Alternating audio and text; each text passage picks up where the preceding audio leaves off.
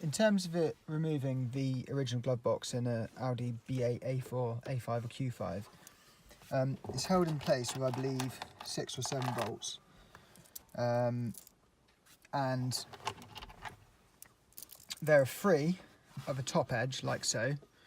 There are 2 at the bottom, and if you have the AMI unit, you'll need to take that out with release keys.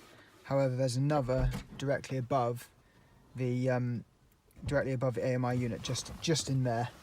So when you remove those, and then the final one is on the side, so you need to take the side panel off. This panel, it just clips off, and then you can access them all and remove it. To make the power connections necessary for a CarPlay box, you first of all take the power lead, and that connects here to the connection marked power, and then it's in 2 pieces, so it's quite a long lead. It connects there, and then you've got the car end, which is here. You'll see it's a pass-through connector, so that goes into the car, and this is where the original car plug plugs into. So again, just a pass-through. You see that red connector there? This is just underneath the glove box next to the centre console. So I'm just going to go ahead and show you how we do this. There's a little tab we press on here, that comes out. So again, making sure that the wire is correctly routed so it's not going to get in anything's way.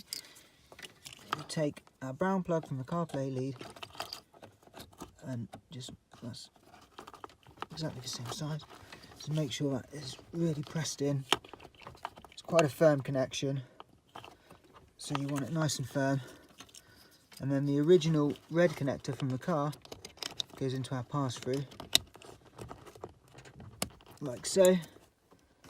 So there you go, that's the power connection made to the CarPlay unit.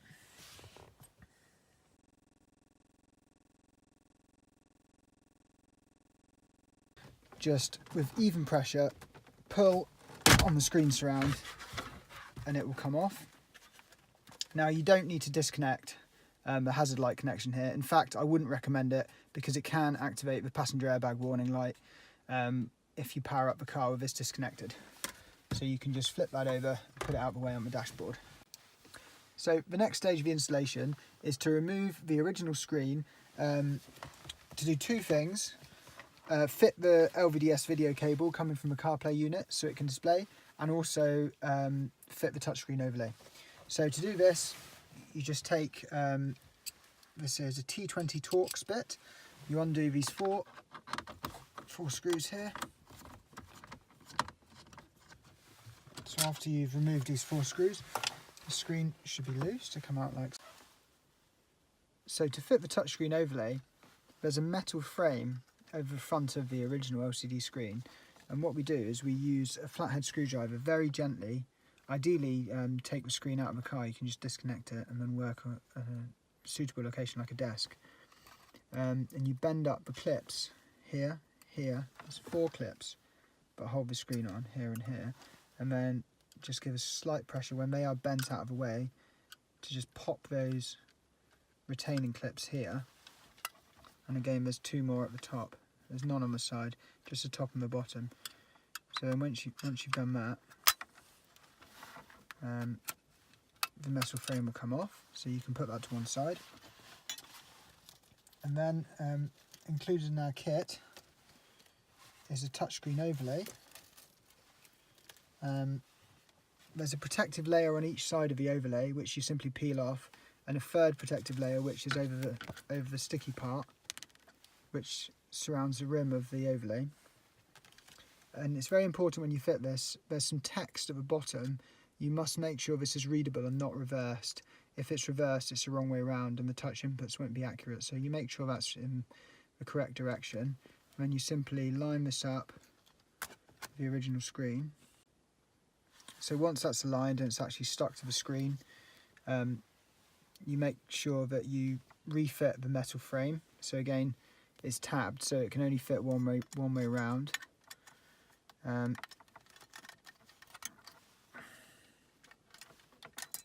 Make sure all the clips are engaged, and also make sure the ribbon cable is free from getting crushed or damaged in any way.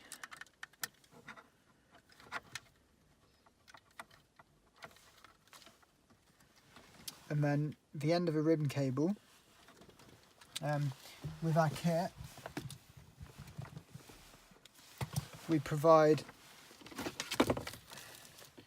the touchscreen connection cable. So if I just temporarily put this back here to show you. So the ribbon cable coming from the touchscreen connects to this small PCB board. So again, this is a contact side, making sure the contact side is down. We unclip the securing bar here.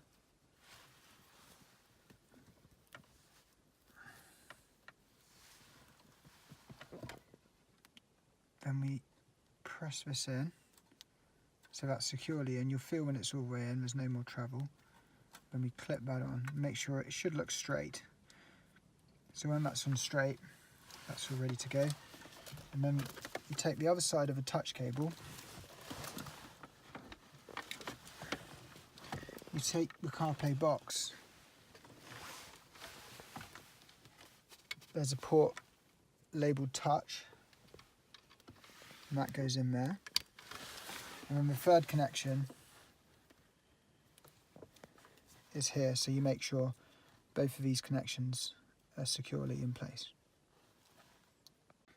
So in order to protect the ribbon cable circuit board or connector circuit board here from damage, I recommend just wrapping it. And it's just be careful because it's held in place with the original car LVDS cable, video cable, which is here.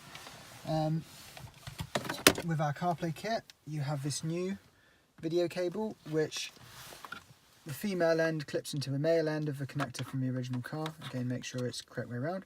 Just clips in like that, you feel a click.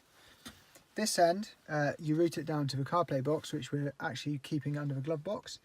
So as you can see, that's all removed. So that will flow directly down. If you just go down, and you can just route it down here. You can feel the end. So as you can see, that's just going all the way down here.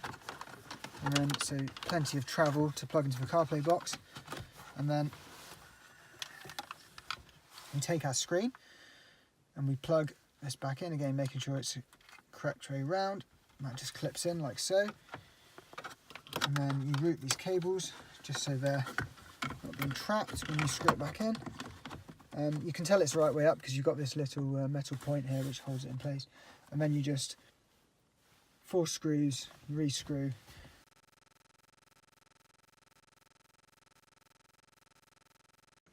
So to install the microphone, you first remove the overhead console. There's usually 1 screw in here, and then the rest is held on by retaining clips, so you might need to use a trim tool to lever them off. Be careful and don't use too much brute force because you could damage it. I'll show you how I've located the microphone.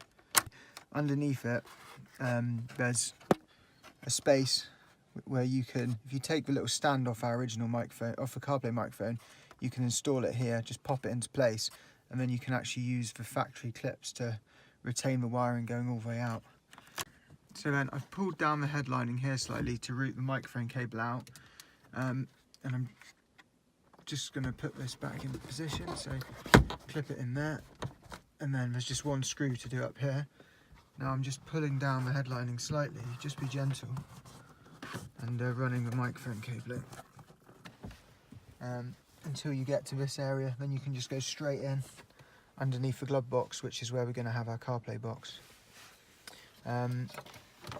Just give you a snapshot of the connections on the CarPlay box. We've got this is our USB cable, which goes to the phone. This is power, which connects with the connection here, which is the pass-through connection for CAN bus and power. Touch, which, as we've seen before, we've ran to the original factory screen, the overlay on the factory screen. Microphone, which I've just explained, and LCD out, which again goes to the back of the screen.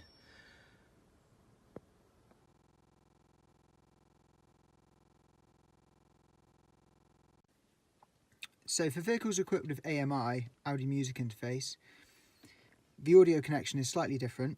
It's very simple.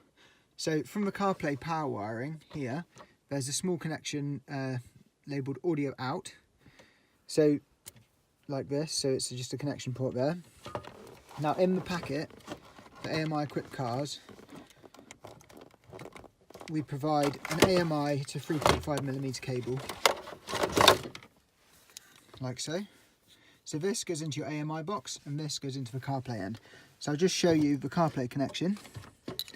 Again, very simple. You just plug this 3.5mm male from the AMI lead into the female audio out port on the CarPlay box.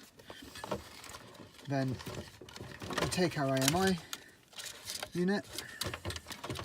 Now you can just run this wire. There's actually a few holes in the top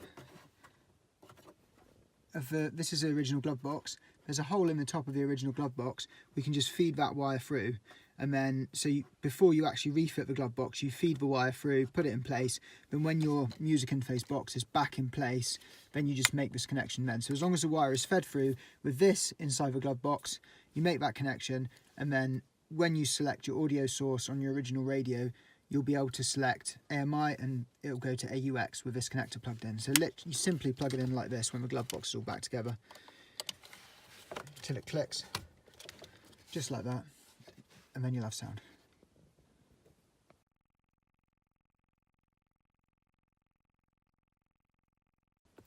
So to make the USB connection, this is what you're going to plug your iPhone Lightning cable into.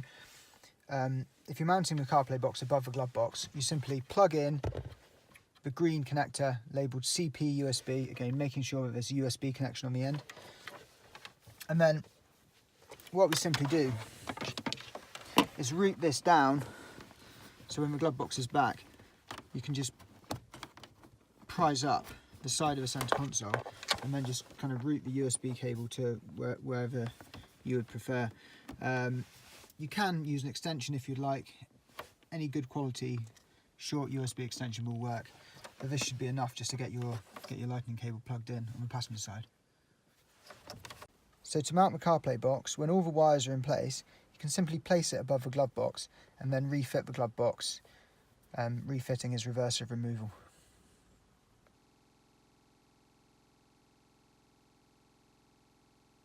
You long press the mode button on the steering wheel.